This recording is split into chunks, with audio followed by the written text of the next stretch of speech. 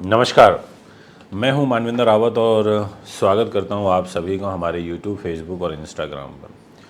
दोस्तों, आज की इस वीडियो में हम आपको ये जानकारी देंगे कि दैत्य गुरु शुक्र का राशि परिवर्तन हो जाएगा 7 तारीख की अर्ली मॉर्निंग, यानी कि 6 तारीख की आधी रात को शुक्र ग्रह राशि परिवर्तन करेंगे। अब शुक्र जा रहे हैं धनु राशि में। धनु राशि होती है देवगुरु बृहस्पति की। अब गुरु की राशि में दैत्य गुरु शुक्र का रहना अब काफ़ी बड़े बदलाव की ओर ग्रह स्थिति आएगी, क्योंकि 7 तारीख से शुक्र का प्रभाव धनु में होगा। 4 राशि वालों के लिए अभी केंद्र स्थानों में पाप प्रभाव भी चल रहा है, क्योंकि राहु केतु हैं केवल 4 राशि वालों के सेंटर हाउसेज में, बाकी और कोई ग्रह नहीं है। तो एक तो ये केंद्र में जो पाप प्रभाव है ये भी खत्म हो जाएगा जैसे ही शुक्र का राशि परिवर्तन होगा 7 तारीख को। और भी बहुत सारे जो घटनाएं हैं वो जीवन में घटित होंगी। ये जानकारी आज मैं आपको दूंगा, इसलिए वीडियो को पूरा और अंत तक सुने। बहुत कुछ सीखने समझने को मिलेगा। और अगर आप हमारे यूट्यूब चैनल पर नए हैं तो चैनल को सब्सक्राइब फॉलो अवश्य करें। सबसे पहले बात करते हैं मेष राशि की। मेष राशि जिसके स्वामी ग्रह मंगल होते हैं, अभी वर्तमान ग्रह स्थिति के अनुसार मंगल नीच के कर्क राशि में चल रहे हैं, वो भी 90 दिनों तक, यानी कि लगभग 21 जनवरी 2025 तक मंगल नीच के रहेंगे। अब मेष राशि से जो आपके सामने एक डिस्प्ले में कुंडली यहाँ पर शो हो रही है, इस कुंडली में आप ये देख सकते हैं कि जहाँ पर 2 नंबर लिखा हुआ है और जहाँ 7 नंबर लिखा है, यानी कि ये सेकंड हाउस एंड ये 7th हाउस, इसकी जो लॉर्डशिप है वो शुक्र ग्रह के पास आ गई। शुक्र ने बोला कि देखो भैया, मैं पैसा दूंगा, धन दूंगा, परिवार दूंगा, वाणी का सुख दूंगा, एजुकेशन दूंगा, दाम्पत्य जीवन दूंगा, ये सारी की सारी जो चीज़ें हैं वो शुक्र के पास हैं। और शुक्र यही 2 डिपार्टमेंट लेकर के आपकी डेस्टिनी पर, यानी कि भाग्य के घर में ट्रांजिट कर जाएंगे जब आप 7 तारीख को मॉर्निंग में उठेंगे। तो इट मीन्स कि जब ये 9th हाउस पर ट्रांजिट करेंगे तो ऐसी स्थिति में शुक्र ग्रह आपके लिए क्या क्या बदलाव लेकर के आ सकते हैं ये समझना होगा। एक तो शुक्र आप 9th हाउस में आएंगे, धर्म कर्म के घर में आएंगे। धार्मिक चीज़ों के प्रति भी आपका जो भाव है वो यहाँ पर काफ़ी स्ट्रॉन्ग हो जाएगा, यानी कि धर्म के प्रति धार्मिक यात्राएं, ऐसे अवसर आपको प्राप्त होंगे। इसके अलावा एक बहुत सुंदर राशि परिवर्तन होगा, और वो राशि परिवर्तन होगा 2 ज्ञानी ग्रहों का आपस में। जी हाँ, आपने बिल्कुल ठीक सुना। गुरु महाराज शुक्र के घर में, शुक्र ग्रह गुरु के घर में। आप समझ गए होंगे, नहीं तो मैं समझा भी देता हूँ। आप देखिए 2 नंबर लिखा है, इसका स्वामी शुक्र है, ये गुरु के घर 9 नंबर में आ गया। 9 नंबर का स्वामी गुरु है, वो 2 नंबर में चला गया, यानी कि सेकंड हाउस में। अब ऐसी स्थिति में आपको यात्राओं के अवसर मिलेंगे, धार्मिक यात्राओं के अवसर मिलेंगे। थोड़ा सा आपको स्ट्रगल, संघर्ष भी करना पड़ेगा ड्यू टू सूर्य और मंगल, क्योंकि आपका जो सेंटर हाउस है, यानी कि 4th हाउस, 7th हाउस और 10th हाउस, इसमें 4th हाउस पर आपका नीच मंगल रहेगा और 7th हाउस पर नीच सूर्य रहेगा। इट मीन्स कि 2 नीच ग्रहों का प्रभाव भी आपके देखने को मिलेगा, जिस वजह से काफ़ी मेहनत परिश्रम आपको करना पड़ेगा, बट हाथ इतना टाइट नहीं होगा। रीज़न ये है कि अच्छे घर, यानी कि भाग्य, हर कोई चाहता है कि उसका भाग्य अच्छा रहे, और हर व्यक्ति चाहता है कि उसको फाइनेंशियल सपोर्ट भी मिलता रहे, पारिवारिक सपोर्ट भी मिलता रहे। तो ये 2 ग्रहों का आपस में एक्सचेंज हो रखा है, इस बदौलत काम आपके बनते रहेंगे। बात करते हैं नेक्स्ट राशि के विषय में, और राशि का नाम रहेगा वृषभ। देखिए, वृषभ राशि इस भचक्र की दूसरे नंबर की राशि होती है, और आपकी राशि के लॉर्ड यानी कि शुक्र ग्रह वो ट्रांजिट करेंगे 8th हाउस में। अब 8th हाउस जो होता है वो आयु को भी रिप्रेजेंट करता है। 8th हाउस से हम रिसर्च भी देखते हैं, जितनी भी गूढ़ विद्याएं होती हैं ये चीज़ें भी देखी जाती हैं।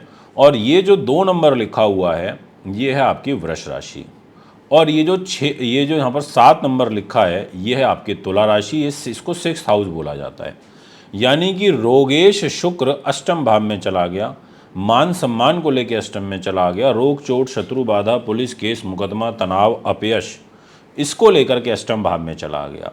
अब ऐसी स्थिति में आपको थोड़ा सा सावधानी के साथ काम करना होगा, ये मैं आपसे कहूँगा, क्योंकि ऑलरेडी तुला राशि के अंदर सूर्य नीच के भी हैं। तो यानी कि सूर्य तो ऑलरेडी डाउन है 6ठे भाव में, जो कि ठीक नहीं है। दूसरी चीज़ 8th हाउस में शुक्र डाउन हो जाएगा 7 तारीख की मॉर्निंग में। तो यहाँ पर उन लोगों को विशेष ध्यान रखना पड़ेगा जिनको मोटापे की शिकायत चल रही है, जिनका मीठा खाने का बहुत मन करता है वो थोड़ा मीठे से परहेज़ करें। इसके अलावा जो लोग ग्लैमर इंडस्ट्री से जुड़े हुए हैं उन लोगों को भी थोड़ा सा ध्यान रखना पड़ेगा, जैसे film line, art, music, fashion, beauty, hospitality line, ऐसे सब लोगों को भी ध्यान रखना पड़ेगा। और यहाँ पर आपके वाणी स्थान को शुक्र देखेंगे, सेकंड हाउस को देखेंगे, तो एक चीज़ ज़रूर यहाँ पर थोड़ा सा ठीक ये है कि आपकी वाणी पर शुक्र की दृष्टि पड़ेगी, थोड़ा सा तर्क वितर्क की तरफ आप चले जाओगे, पर कठिन परिश्रम आपको करना निश्चित तौर पर पड़ेगा। और उसका रीज़न है कि आपका जो मंगल है वो थर्ड हाउस में बैठा हुआ है, जिसके कारण ओवर कॉन्फिडेंस का शिकार होना, ऐसे भाव आना, नहीं मैं ये कर लूँगा, नहीं मैं बिल्कुल कर लूँगा, मतलब ओवर कॉन्फिडेंस में आ जाना।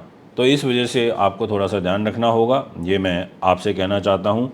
इसके अलावा चिकित्सा से जो जुड़े हुए क्षेत्र होते हैं उनमें ज़रूर आपको लाभ प्राप्त होगा, क्योंकि शनि ग्रह मार्गी हो जाएगा 15 नवंबर को, और शनि ग्रह आपके कर्म भाव पर एक केंद्र त्रिकोण राजयोग प्लस एक शश नाम का महापुरुष राजयोग भी बनाएगा। तो पर फिर भी मैं ओवरऑल सिचुएशन को ये बोलूँगा कि देवगुरु बृहस्पति राशि के अंदर बैठे हैं तो चीज़ों को मैनेज करने का प्रयास तो करेंगे, बट शुक्र रोगेश होकर के अष्टम में चले गए हैं, तो स्वास्थ्य के दृष्टिकोण से इसमें सबसे ज़्यादा प्रभाव नेगेटिव दिखाई पड़ता है। बात करना चाहूँगा नेक्स्ट राशि के बारे में, और वो रहेगी मिथुन। देखिए, मिथुन के जातकों, आपके लिए वैसे तो बुध के मित्र हैं शुक्रदेव, तो कोशिश तो यही करेंगे कि बुध को सपोर्ट करें, बट दिक्कत ये है कि शुक्र महाराज ट्रांजिट कर जाएंगे आपके दाम्पत्य जीवन के घर में। वो बोलेंगे मैं मैरी लाइफ के घर में तो आ गया, तो मैं मैरी लाइफ को सपोर्ट करने की पूरी कोशिश करूँगा। और वो अपने कारक स्थान में भी आएंगे, क्योंकि जो 7th हाउस होता है उसके कारक शुक्र होते हैं, बट वो द्वादश स्थान यानी कि खर्च के स्वामी होकर के सप्तम भाव में आ रहे हैं, और आपकी बुद्धि, उन्नति, नीति, शास्त्र, विद्वानता को लेकर के आ रहे हैं। ऐसी स्थिति में आपको एक तो मन पर नियंत्रण रखना होगा, दूसरी चीज़ आपको उच्च शिक्षा में कुछ बाधा उत्पन्न होगी, क्योंकि सूर्य 16 नवंबर तक यहाँ पर नीच के होकर के बैठे हैं, तो 16 तारीख तक विशेष ध्यान रखिएगा। उसके बाद कंपैरेटिवली स्थिति बेटर होगी। और जो लोग सौंदर्य प्रसारण से संबंधित कार्य करते हैं उनके लिए जो ग्रह योग हैं वो ठीक हैं। गुरु की दृष्टि शुक्र के ऊपर नहीं है, इसलिए कोई जैसे चिंता वाली बात नहीं है। आय के क्षेत्र में आपको थोड़ा अत्यंत संघर्षपूर्ण परिस्थितियों का सामना ज़रूर करना पड़ेगा, और विलासिता संबंधी जो कार्य होते हैं उसमें आपको लाभ प्राप्त होगा, परंतु आपके धर्म कर्म में भी रुचि बढ़ेगी, और उसका रीज़न होगा शुक्र का और बुध का आपस में राशि परिवर्तन यानी कि एक्सचेंज होना। बात करना चाहूँगा कर्क राशि के विषय में। कर्क राशि जिसके स्वामी चंद्रमा होते हैं और राशि के अंदर स्वयं मंगल बैठे हैं नीच के होकर के, ऐसी स्थिति में मंगल का नीच का प्रभाव आपके मान सम्मान के लिए अच्छा नहीं है। पर वैसे बहुत बड़ा दोष नहीं लगता कर्क राशि वालों को नीच मंगल का, बट क्योंकि 16 तारीख तक सूर्य भी नीच का है आपके 4th हाउस में, तो आपको यहाँ पर मैं ये कहूँगा कि शुक्र ग्रह आपके 6th हाउस में चले जाएंगे, रोग स्थान में चले जाएंगे, लाभ के स्वामी होकर के चले जाएंगे, सुख साधन के स्वामी होकर के आपके 6th हाउस में चले जाएंगे। आप देख सकते हैं यहाँ पर तो शुक्र आ जाएंगे इस 9 नंबर में 7 तारीख की मॉर्निंग में, और इनके पास ये 7 नंबर की जिम्मेदारी है, इसको 4th हाउस बोलते हैं सुख साधन का, और ये 1-2 नंबर यहाँ पर ये इसको लाभ स्थान बोलते हैं। ये इन 2 घर के स्वामी होकर के इधर छठे भाव में आ जाएंगे। अब आपको प्रॉपर्टी रिलेटेड चीज़ें अर्जित करने में दिक्कत आएगी, प्रॉपर्टी प्राप्त करने में दिक्कत आएगी, आपको भूमि, मकान, वाहन, दुकान ऐसी चीज़ों से संबंधित चीज़ों में मानसिक रूप से तनाव यहाँ पर उत्पन्न होगा, अशांति का माहौल देखने का रहेगा, शारीरिक रूप से कष्ट रहेगा, आपको अत्यधिक खर्चे तनाव का कारण बनेंगे, ऐसा ग्रह योग दिखाई देता है। तो यहाँ थोड़ा सा संभल के निश्चित तौर पर चलने की सलाह मैं आपको देना चाहूँगा। बात करते हैं सिंह राशि के विषय में। आपकी जो ग्रह स्थिति रहेगी सिंह वालों, उसके लिए मैं यही कह सकता हूँ कि आपके 5th हाउस पर इधर जहाँ 9 नंबर लिखा है इधर आ जाएंगे शुक्रदेव। शुक्र बोलेंगे मैं कर्मेश भी हूँ और मैं साथ में 3य भाव का भी स्वामी हूँ, यानी कि कर्म भाव का स्वामी अगर बुद्धि पर आकर के बैठे तो ऐसे लोग बुद्धि से धन अर्जित कर लेते हैं, और बुद्धि का और कर्म का आपस में संतुलन बन जाता है। तो एक तरीके से ये योग अच्छा भी होता है कि कर्मेश आपका 5th हाउस में आ गया।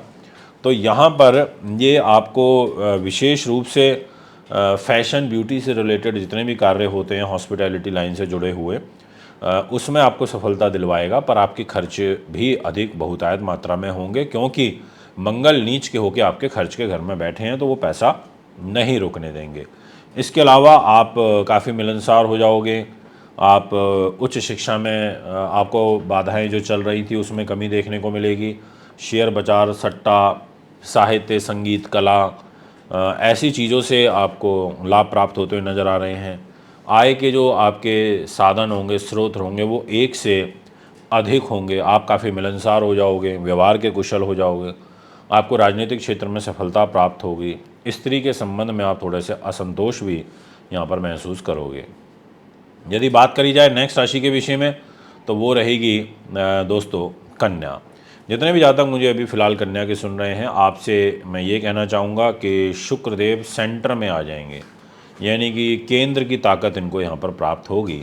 ऐसी स्थिति में 4th हाउस का शुक्र आपका भाग्य का लॉर्ड है, आपके धन का लॉर्ड है, और 4th हाउस पे रहेगा। इट मीन्स कि कहेगा कि भाई मैं सुख साधन, प्रॉपर्टी, वाहन, ज़मीन जायदाद के घर में आ गया हूँ, तो मैं इस प्रकार के सुख तो आपको देगा ही। भ्रमणशील आपको परिस्थितियों आपके लिए संतोषजनक रहेगी। आपको माता को जो शारीरिक कष्ट, स्त्री सुख थोड़ा सा सामान्य रहेगा। गृहस्थ जीवन में थोड़ा सा यहाँ पर तनाव देखने को भी मिलेगा, क्योंकि राहु का प्रभाव है, पर बहुत बड़े मेजर इश्यूज़ नहीं है। मेनली तो आपको भाग्य में सपोर्ट मिलेगा, फाइनेंस का सपोर्ट मिलेगा, और सुख साधन, प्रॉपर्टी, वाहन, ज़मीन जायदाद का आपको सपोर्ट मिलेगा। और यहाँ पर जो लव लाइफ है वो भी आपकी काफ़ी मधुर होती हुई नज़र आ रही है। ऐसे ग्रह योग भी दिखाई देते हैं। तो दोस्तों ये है आपका ग्रह गोचर।